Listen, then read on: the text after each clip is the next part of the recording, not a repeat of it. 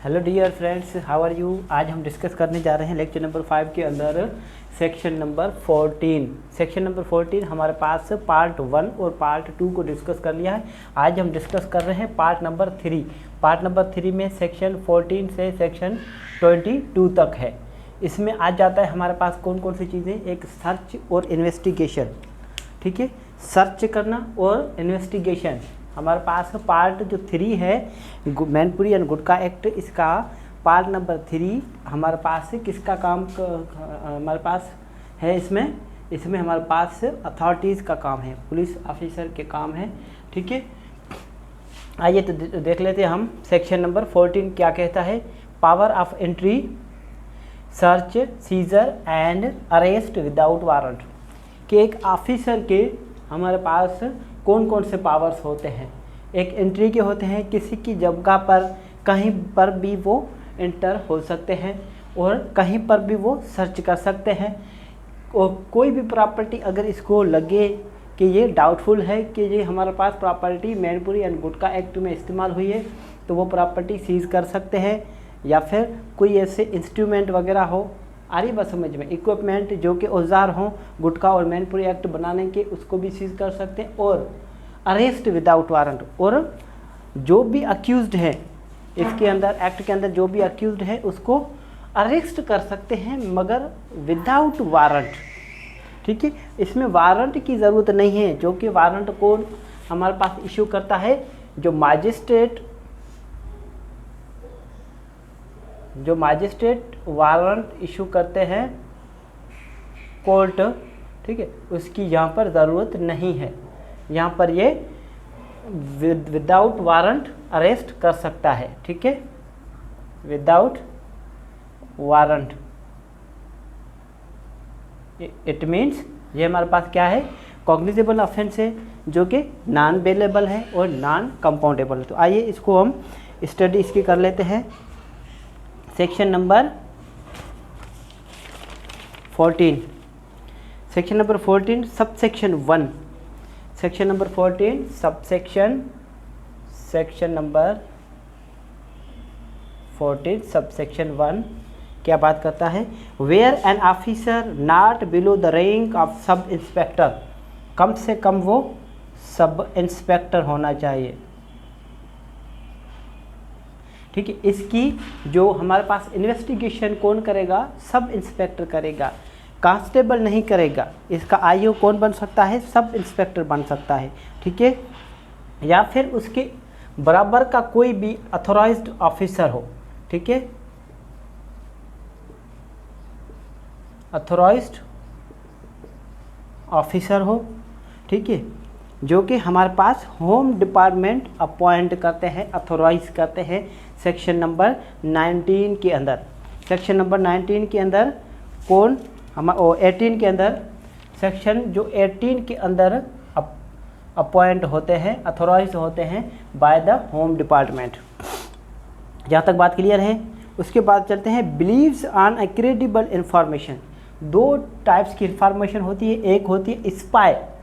Spy means secretly किसी को हमारे पास कोई सीक्रेट खुफिया हमारे पास मालूमात हो तो फिर वो स्पाई होती है। और यहाँ पर होती है क्रेडिबल इंफॉर्मेशन, जिन पर हम एतमाद कर सकें। या तो फिर क्रेडिबल इंफॉर्मेशन हो जिस पर ये जो उनको मिली है, और या फिर रीज़नेबल कंप्लेंट हो, रीज़नेबल कंप्लेन। अब हमारे पास जो इसमें एक्शन जो ऑफिसर लेगा वो किन चीज़ों पर लेगा, या तो उसे क्रेडिबल इंफॉर्मेशन मिली हो, या तो फिर कोई कंप्लेन हो रीज़नेबल। अब कंप्लेन तो सब इसमें इंग्रेडिएंट्स कंप्लेंट्स के लाजमी होते हैं, ये रूटीन में होनी चाहिए। और कोई पर्सन आके, कोई हमारे पास पुलिस स्टेशन में आके इसकी कंप्लेन करे, ठीक है, तभी ये एक कंप्लेन होती है। Has been made or a reasonable suspicion और apprehension exists of his having been so concerned. या तो फिर उसके क्या होते हैं, रीजनेबल, उसकी रीजनेबल सस्पिशंस हो, या फिर एप्रीहेंशन हो उसकी कि ये हाँ ये खुदशा है कि ऐसा हुआ है। That any substance is defined class 6 और क्लास 8। हमारे पास सेक्शन नंबर 2 का क्लास 6 और क्लास 8 आपने अच्छी तरह देखना है। इट मीन्स यहाँ ऐसे लिख लेता हूँ, सेक्शन नंबर 2 क्लास 6 और क्लास 8 आपने अच्छी तरह पढ़ना है, क्योंकि हमारे पास क्लास 8 कहता है 6 कहता है डेरिवेटिव्स के बारे में कि डेरिवेटिव्स कौन से होंगे। मीन्स गुटखा और मैनपुरी के अलावा जो भी चीज़ें बनती हैं ऐसे इंग्रेडिएंट से और ऐसे मिक्सचर से, वो हमारे पास डेरिवेटिव है। और 8 में कहा गया है कि गुटखा और मैनपुरी क्या होगा।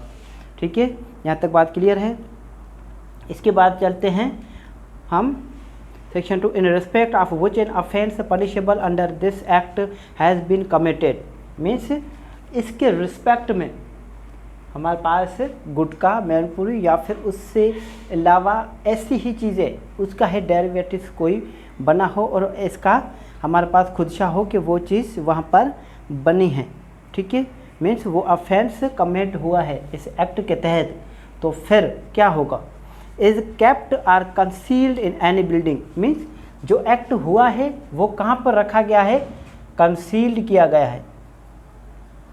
कंसील्ड मीन्स छुपाया गया है। ठीक है, कहाँ पर, इन एनी बिल्डिंग, किसी भी बिल्डिंग के अंदर। ठीक है, किसी भी बिल्डिंग के अंदर या फिर किसी जगह पर, प्लेस पर, कोई भी प्लेस हो या फिर कोई भी प्रीमाइज हो। प्रीमाइज मीन्स कोई अहाता। फॉर एग्जांपल प्लेस मीन्स कोई भी जगह हो, घर के अलावा कोई भी जगह हो, जैसा कि आपकी ज़मीन वगैरह है, एग्रीकल्चर फार्म वगैरह है, वहाँ पर कुछ ऐसा बना हुआ है जहाँ पर आपने ये चीज़ें रखी हुई हैं। और प्रीमाइज मीन्स जो कोई आपकी ऐसी जगह है, फॉर एग्जांपल कोई बिल्डिंग है आपकी, कोई घर वगैरह है, उसके अंदर जो आपके प्रीमाइज है उसको कहते हैं हम प्रीमाइज। ठीक है, और उसके अलावा कहाँ पर, या फिर कन्वीनियंस। अब कन्वीनियंस क्या है, आपकी कार्स वगैरह। ठीक है, मीन्स आपके पास जो भी है, जिस पर भी आप ये चीज़ें सेल करते हैं, फॉर एग्जांपल बस भी आ गई। ठीक है, आपकी सुजुकी भी आ गई। ठीक है, आपकी कार भी आ गई, सब कुछ इसके अंदर आ जाता है, कन्वीनियंस के अंदर आ जाता है। ठीक है, ही मे, तो फिर क्या होगा, he may without an order of warrant of search from a magistrate. तो फिर कौन, ही मे, ही किसकी बात कर रहा है, सब इंस्पेक्टर, जो कि कम से कम जो रैंक सब इंस्पेक्टर हो या फिर उसकी इक्विवेलेंट कोई ऑफिसर हो, जो कि विदाउट वारंट ऑफ सर्च उस जगह की सर्च कर सकता है। बिल्डिंग, प्लेस, प्रीमाइज या फिर कन्वीनियंस, या फिर कौन कौन सी चीज़ें कर सकता है, एंड विदाउट अफोर्डिंग, सर्च कर सकता है, without affording him an opportunity for the, without affording him an opportunity. अब यहाँ पर है अफोर्डिंग, एक वर्ड आ रहा है अफोर्डिंग, विदाउट अफोर्डिंग। अफोर्डिंग की मीनिंग है giving, without affording means without giving. ठीक है, यहाँ पर एक वर्ड है विदाउट अफोर्डिंग, तो अफोर्डिंग मीन्स क्या है, गिविंग। तो क्या हो गया, without giving him an opportunity, उसको किसी भी किस्म का मौका देने के बिना, उसी को किसी भी किस्म का मौका देने के बिना, for the concealment of evidence, ताकि मीन्स ऐसा ना करें कि आप थोड़ी सी लेट करें और उसको मौका मिल जाए, वो एविडेंस जो उसकी हैं उसको क्या करें, छुपा दे, या फिर एस्केप, या फिर वो वहाँ से भाग जाए। ठीक है, सच ऑफिसर में, अगर उसको ऐसा मौका मिल जाता है, मगर ऐसा मौका नहीं मिलना चाहिए कि वहाँ से वो क्या करे, एविडेंस ही मिटा दे या फिर वहाँ से वो फरार हो जाए। ठीक है, एविडेंस मिटा दे, एस्केप, एस्केप की माना क्या है, फरार होना, फरार होना। ठीक है, आ रही बात समझ में। सच ऑफिसर में, तो फिर एक ऑफिसर क्या करेगा, हमारे पास ए के अंदर सबसेक्शन 1 सबसेक्शन 1A ए के अंदर क्या करेगा, enter into any such building place premise or convenience. तो फिर वो ऑफिसर किसी भी बिल्डिंग के अंदर एंटर हो सकता है, किसी जगह के अंदर एंटर हो सकता है, किसी अहाते के अंदर भी एंटर हो सकता है और किसी कन्वीनियंस को भी चेक कर सकता है, बस वगैरह कार वगैरह जो भी है उसको, प्रोवाइडेड दैट। अब यहाँ पर एक प्रोवियो दिया गया है कि हमारे पास जो एसएसपी है उससे प्रायर परमिशन लेना ज़रूरी है, ठीक है। जो भी उसका कंसर्न डिस्ट्रिक्ट हमारे पास ज़िला है उससे प्रायर परमिशन लेना बहुत ही ज़रूरी है। यहाँ तक बात क्लियर है? अगर यहाँ तक बात क्लियर है तो फिर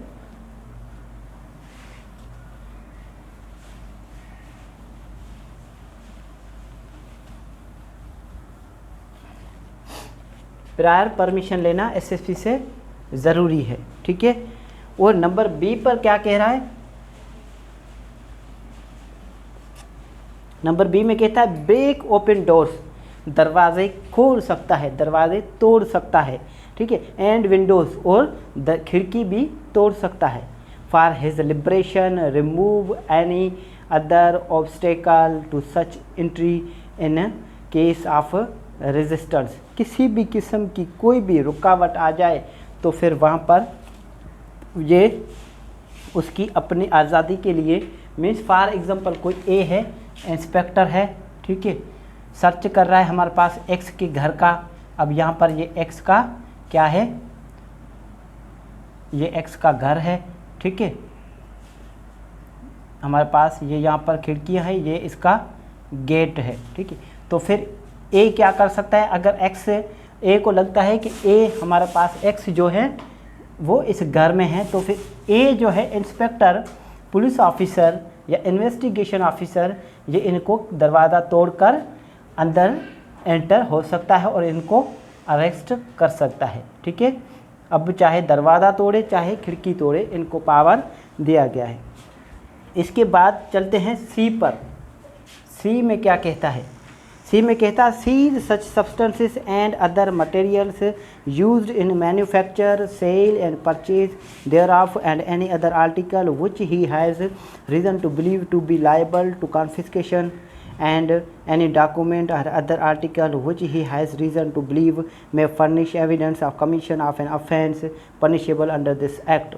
मीन्स कोई भी चीज़ हो जो कि कोई भी ऐसा सब्सटेंस हो सी के अंदर, ठीक है, जो कि हमारे पास गुटखा मैनपुरी या फिर ऐसा उसका डेरिवेटिव्स बनाने में इस्तेमाल हुआ हो, ठीक है, तो फिर उसको क्या कर सकता है, ये सीज़ कर सकता है।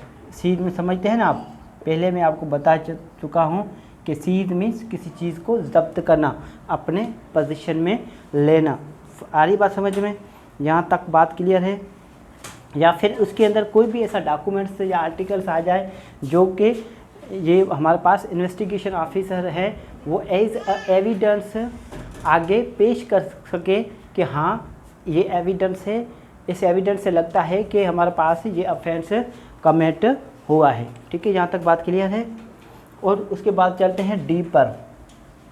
डी में क्या बात करता है, detain and arrest the person whom he has reason to believe to have committed an offence punishable under this act। और किसी भी शख्स को वो अरेस्ट कर सकता है, उसको डिटेन कर सकता है। आगे बात समझिए, डिटेन मीन्स उसको रोक सकता है, उसको अपने पास हमारे पास रोक कर रख सकता है, उसको गिरफ्तार कर सकता है, ठीक है, जिन पर ये इनको यकीन हो कि इन्होंने ये ऑफेंस कमिट किया है हमारे पास इस एक्ट के तहत। अब सेक्शन 14 सब सेक्शन 2 पर आ जाते हैं। सब सेक्शन 2 में क्या बात करता है, before or immediately after taking any action, ठीक है, before or immediately after taking any action. Before एक वर्ड है, बहुत ही ध्यान से देखेंगे, बिफोर और इमीडिएटली। बिफोर और इमीडिएटली मीन्स आपने ये एक्शन जो लिया, इस ऑफिसर ने जो एक्शन लिया, या तो पहले वो पहले करता, इस एक्शन से पहले या फिर उस एक्शन के फ़ौरन ही बाद इनको क्या करना चाहिए, जो कि इन्होंने एक्शन या पहले तो यही करना है कि ये एक्शन लेने जो सबसेक्शन 1 के तहत इन्होंने जो एक्शन लिया, कैसा, इन्होंने किसी प्रॉपर्टी, किसी भी घर के अंदर उन्होंने एंट्री की या फिर किसी की भी घर की इनकी सर्च की, ठीक है, तो फिर वो एक्शन लेने से पहले इनको हमारे पास the officer shall record grounds and basis of his information and a proposed action and forthwith send a copy thereof to his immediate superior officer. ये ऐसा एक्शन लेने से पहले इनको ये ग्राउंड्स लिखने हैं, ग्राउंड्स नोट करने हैं, ग्राउंड्स लिखने हैं और रिकॉर्ड करने हैं ग्राउंड्स, और उसकी कॉपी, जो भी ग्राउंड्स इन्होंने लिखे हैं उनकी कॉपी अपने सुपीरियर ऑफिसर को इन्होंने भेजनी होती है। अगर ऐसा नहीं किया तो फिर जैसे इन्होंने एक्शन लिया, एक्शन के फ़ौरन बाद इन्होंने ऐसा ग्राउंड्स लिखना है, ठीक है। और ऐसे हमारे पास इंफॉर्मेशन उन्हें कैसे मिली, क्या हुआ, सब कुछ उन्होंने उस हमारे पास ग्राउंड्स के अंदर लिखना है, रिकॉर्ड करना है, और वो कॉपी उनको अपने सुपीरियर ऑफिसर को भेजनी है। यहाँ तक बात क्लियर है? अगर यहाँ तक बात क्लियर है तो इसके बाद हम आगे चलते हैं, डिस्कस करते हैं, ठीक है।